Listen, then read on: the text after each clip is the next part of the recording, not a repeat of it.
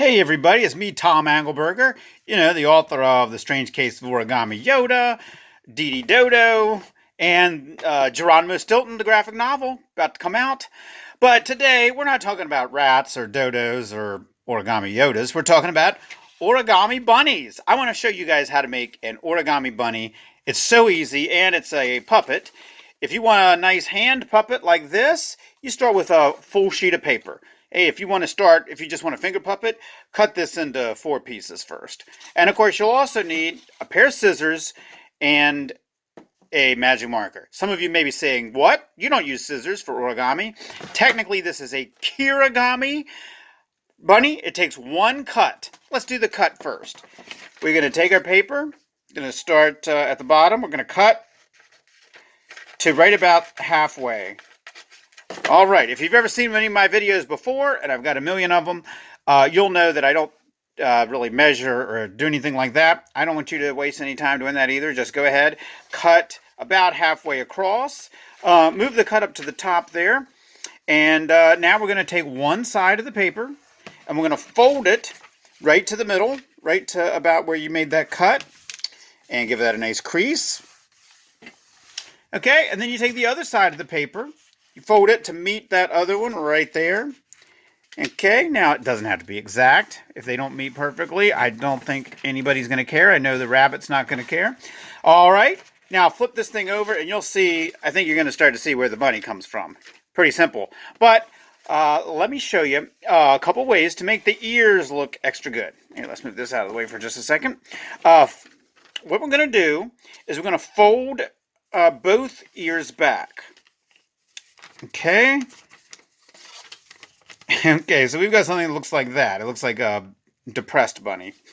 Well, we don't want a depressed bunny. So now we're going to take each ear and one at a time. We're going to fold them so they're sticking out at a nice angle up this way.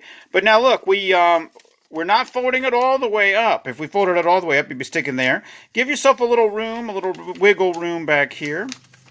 Okay. So we got that one sticking out like that. And let this other one come up, and it's going to be sticking out about like that. All right, give those a good crease. Now, not bad, and you can bend these corners down and call yourself done if you wanted to. That's actually not a bad rabbit at all. I just want to see if I can make the ears look a little better. If you like it like this, by all means, you can call it done. But if you wanted to go a little further and shape those ears, flip it over. You're going to see that this edge of this ear here can be folded this way some. And just squash this down. It doesn't matter what it looks like. This is the back side. Just squash that down. And the other edge of the ear, if you can fold that back a little bit there, like that. Just squash that down. So that doesn't look pretty. We don't want anybody to see that. That's ugly looking. If we flip it over, it actually looks like some pretty nice little bunny ears. All right, you're done folding your bunny. If that's your first ever origami project, good job. It's a good way to get started. I hope you like it. Now draw the face on there however you want. I'm just going to go like this. You can decorate it. You can color it. You can make it look however you want. Okay, let's see here. I'm making him look, well, I want him to be a little more excited than the other one. I thought the other one was a little calm, considering that it's a rabbit. Rabbits get excitable, right? Don't they get excited? And let's see here. Do this. I learned a lot of my drawings from Cece. Not as good as her, but I'm always trying. She always says buck teeth make everything funnier. So there's got a couple of buck teeth. Put some whiskers on it.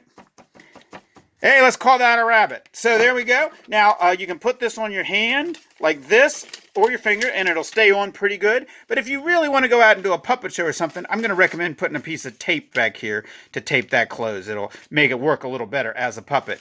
Look at that, guys. Under 5 minutes, I showed you how to make your own origami rabbit. I hope you give it a try. I hope you enjoy it.